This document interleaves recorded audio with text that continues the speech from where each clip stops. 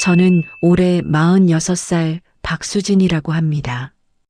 꽃집을 운영하면서 두 아들을 홀로 키운 지 올해로 15년째입니다. 큰아이 준혁이가 24살, 작은아이 도윤이가 21살이에요. 이제 둘 다 성인이 됐으니까 누가 보면 고생 끝났네. 이제 좀 살겠다 그러겠죠. 근데 현실은요. 아이들이 클수록 마음이 더 무거워지더라고요. 특히 작은아이 도윤이 때문에 요즘 밤마다 잠을 설칩니다. 처음부터 이야기를 좀 드려야 할 것 같아요. 저는 29에 결혼을 했어요. 상대는 같은 동네에서 인테리어 시공업을 하던 강민수라는 사람이었어요. 키도 크고 말도 잘하고 사람 앞에서 분위기를 휘어잡는 재주가 있는 남자였어요. 연애할 때는 그게 그렇게 멋져 보였거든요. 근데 결혼하고 나니까 그 입이 저를 향하기 시작하더라고요. 처음엔 말로 시작했어요. 넌 왜 이것도 하나 제대로 못하냐? 네 엄마는 널 어떻게 키운 거냐? 이런 말들이요. 처음엔 제가 정말 못해서 그런가 보다 했어요. 그래서 더 열심히 했죠. 밥도 더 정성껏 하고 집도 더 깨끗이 치우고. 근데 아무리 해도 돌아오는 건 똑같았어요. 나중엔 물건을 던지기 시작했고 그 다음엔 손이 올라왔어요. 아이 둘을 데리고 나온 건 도윤이가 초등학교 3학년, 준혁이가 5학년 때였어요. 그때 제 통장에 있는 돈이 200만 원이 안 됐어요. 친정엄마 집 근처 반지하 원룸에 아이들이랑 셋이 들어갔는데 짐이라고는 옷가방 2개가 전부였어요. 이불도 없어서 첫날 밤은 패딩 점퍼를 덮고 잤어요. 한여름이었는데도 그날따라 비가 와서 반지하 바닥이 축축했거든요. 아이들한테 미안해서 그날 밤 소리 죽여서 울었어요. 근데 준혁이가 자는 줄 알았는데 안 자고 있더라고요. 저한테 등을 돌리고 누워서 조용히 이러는 거예요. 엄마, 우리 여기서 잘 살 수 있어. 걱정하지 마. 12살짜리 아이가요. 그 말에 더 울었어요. 소리내서 그때부터 닥치는 대로 일했어요. 낮에는 동네 세탁소에서 다림질하고 저녁에는 횟집 홀서빙, 주말에는 대형마트 시식 코너에서 만두 굽고 잠은 4~5시간도 못 잤어요. 그래도 아이들 학교 가기 전에 밥은 꼭 해놨어요. 반찬통에 김치볶음밥이랑 계란말이 넣어놓고 쪽지 하나 붙여놓고 나갔어요. 엄마가 사랑해. 오늘도 힘내자. 그 쪽지를 몇 년을 썼는지 몰라요. 3년쯤 지나서 조금 돈이 모이니까 작은 꽃집을 차렸어요. 여의도 근처 골목에 5평짜리 가게였는데 월세가 부담됐지만 그래도 제 이름으로 된 첫 번째 가게였어요. 새벽 4시에 양재동 화훼시장 가서 꽃 떼다가 오고 가게 문 열고 배달도 하고 저녁에 정리하고 집에 오면 밤 11시. 그래도 아이들이 건강하게 자라니까 그거 하나로 버텼어요. 준혁이는 어려서부터 조용한 아이였어요. 속이 깊고 말수는 적은데 한 번 하면 정확하게 하는 아이. 엄마 속을 한 번도 썩인 적이 없었어요. 대학도 장학금 받고 들어갔고 지금은 물류회사에서 일하면서 저한테 매달 용돈까지 보내주는 아이예요. 문제는 도윤이였어요. 도윤이는 어렸을 때 정말 밝은 아이였어요.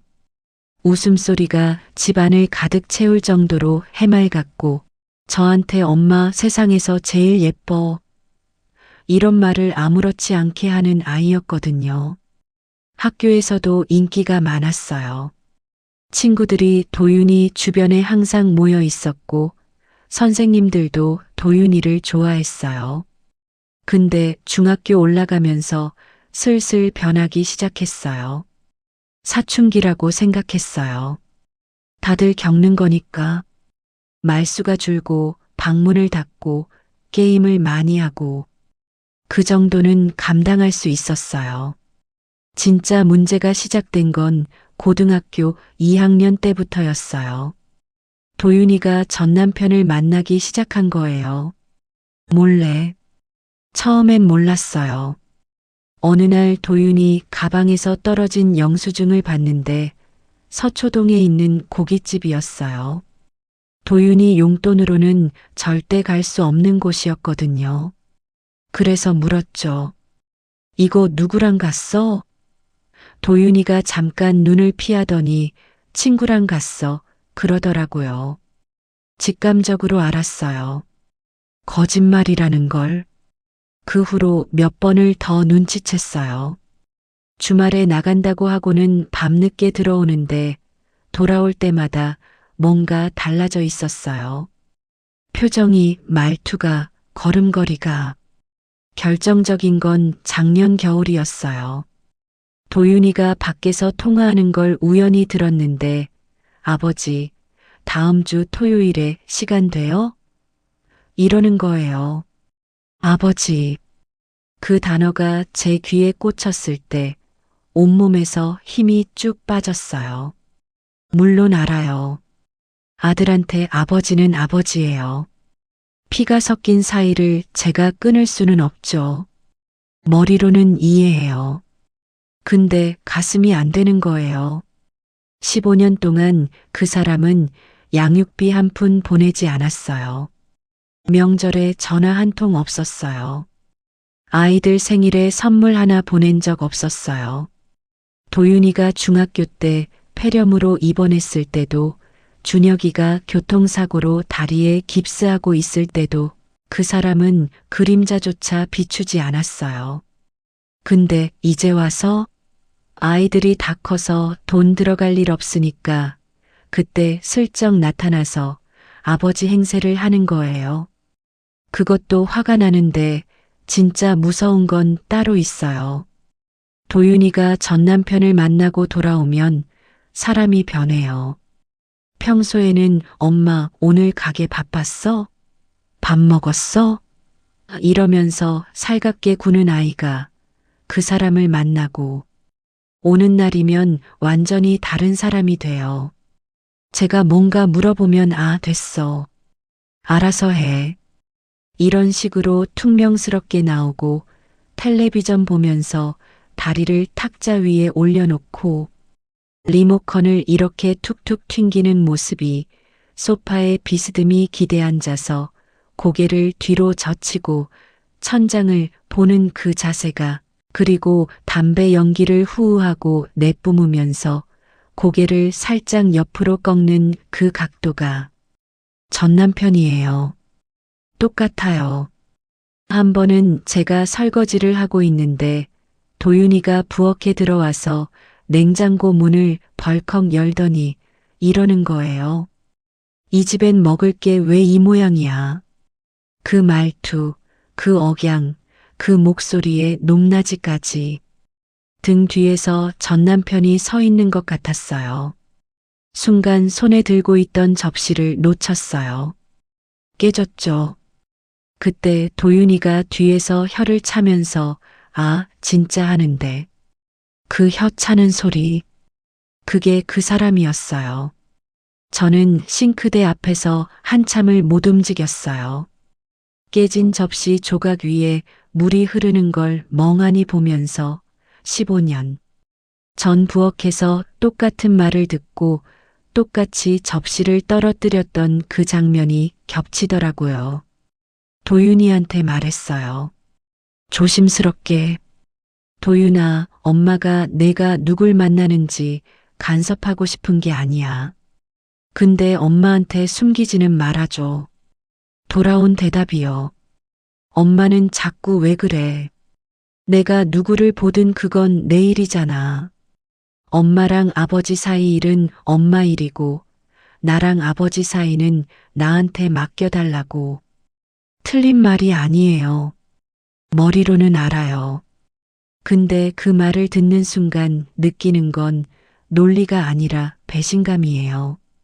내가 새벽 4시에 양재동 화훼시장에서 장화 신고 꽃 나르면서 허리 부여잡고 일할 때 그 사람은 어디서 뭘 하고 있었는데, 내가 횟집에서 회 접시 나르다가 손목 인대 늘어나서 한 달 동안 파스 붙이고 일할 때 그 사람은 뭘 하고 있었는데, 내가 아이들 학원비 때문에 친정 엄마한테 고개 숙이고 돈 빌릴 때 그 사람은 어디에 있었는데. 근데 이제 와서 밥 한 끼 사주고 용돈 좀 쥐어주고 그러면 아버지가 되는 거예요? 그리고 내 아들이 그 사람 흉내를 내면서 돌아오는 거예요? 요즘 제가 제일 두려운 게 뭔지 아세요? 제가 점점 아파지고 있어요. 작년에 건강검진 받았는데 갑상선에 혹이 있대요. 양성이라고 당장은 괜찮다고 했는데 정기적으로 검사받아야 한다고요. 거기다 허리 디스크도 있고 손목도 만성 건초염이라 가위질을 오래 하면 저려요. 꽃집 일이 전부 손으로 하는 건데 이렇게 몸이 하나둘 고장나기 시작하면 가게도 오래 못하게 될 거고 수입도 줄어들 거고 그때 이 아이가 저를 떠나서 그 사람한테 가면 어떡하지? 그 생각이 새벽마다 저를 잡아요. 준혁이한테 이런 이야기를 했더니 형이라서 그런지 저를 다독여주긴 하는데 도윤이 편도 좀 들더라고요. 엄마, 도윤이도 아빠가 보고 싶었던 거야. 우리한텐 어쨌든 아버지잖아. 나도 사실은 궁금할 때 있었어. 근데 나는 엄마 마음 앓으니까 참은 거고 도윤이는 그게 안 되는 거야. 그렇다고 도윤이가 엄마를 안 사랑하는 건 아니야. 그 말을 듣고 한참을 생각했어요.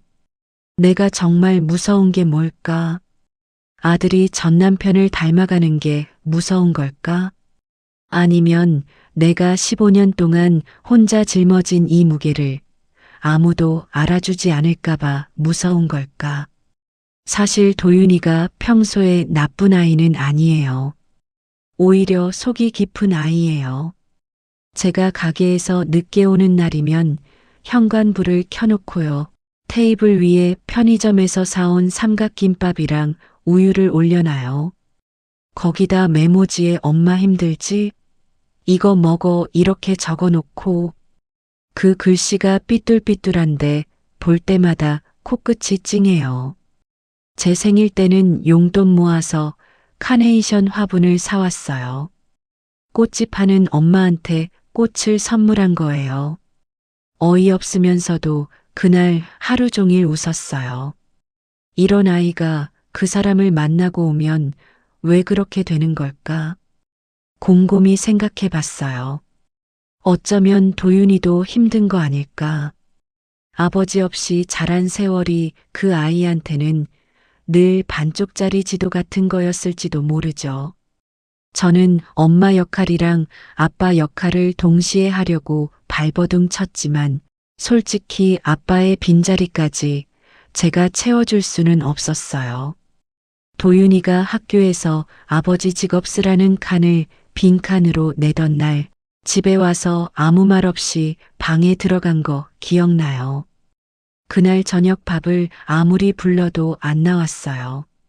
그때 제가 했어야 하는 건 방문을 열고 안아주는 거였는데 저는 그때 마트 야간 알바를 나가야 했어요. 시급 8,500원이 아쉬운 시절이었으니까. 그러니까 도윤이가 이제 와서 아버지를 찾는 건 저를 배신하는 게 아니라 자기 안에 빈 구멍을 메우려는 거일 수도 있는 거잖아요. 근데 제 마음이 왜 이렇게 안 따라가는 걸까요?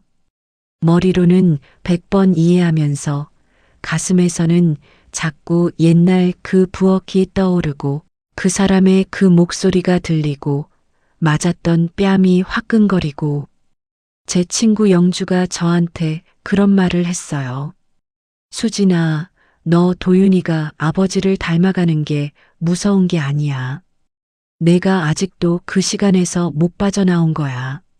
아이는 이미 다른 사람인데 내 눈에는 자꾸 그 사람이 겹쳐 보이는 거잖아. 맞는 말이에요.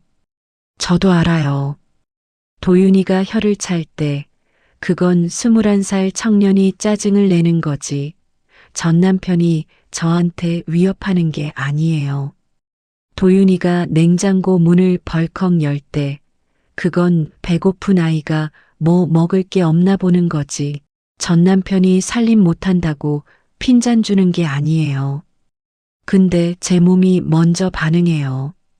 심장이 쿵 하고 내려앉고 손이 떨리고 목이 조여오고 15년이 지났는데도요. 요즘 제가 가장 많이 하는 생각은 이거예요. 내가 이러다가 도윤이를 진짜 잃어버리는 거 아닐까? 제가 아이를 붙잡으려고 할수록 아이가 더 멀어지는 게 느껴져요. 제가 그 사람 만나지 말라고 하면 할수록 도윤이는 더 숨기게 되고, 더 숨기면 저는 더 불안해지고, 더 불안해지면 더 다그치게 되고, 이 악순환을 어떻게 끊어야 하는지 모르겠어요. 지난주에 도윤이랑 또 크게 다퉜어요. 토요일 저녁에 나간다고 해서 어디 가냐고 물었더니 친구 만나라고 하길래 제가 또 거짓말이지? 아버지 만나러 가는 거지? 그랬어요. 그랬더니 도윤이가 신발끈 묶다가 멈추더니 저를 올려다보면서 이러는 거예요. 엄마, 그러면 나는 평생 아버지 얼굴도 모르고 살아야 돼? 엄마가 미워하는 건 이해해. 근데 그게 왜 내 몫이야? 그 말에 할 말을 잃었어요. 맞아요. 전 남편을 미워하는 건 저예요. 그 사람한테 맞은 건 저예요. 그 사람 때문에 울었던 밤들은 제 밤이에요. 도윤이의 밤이 아니에요.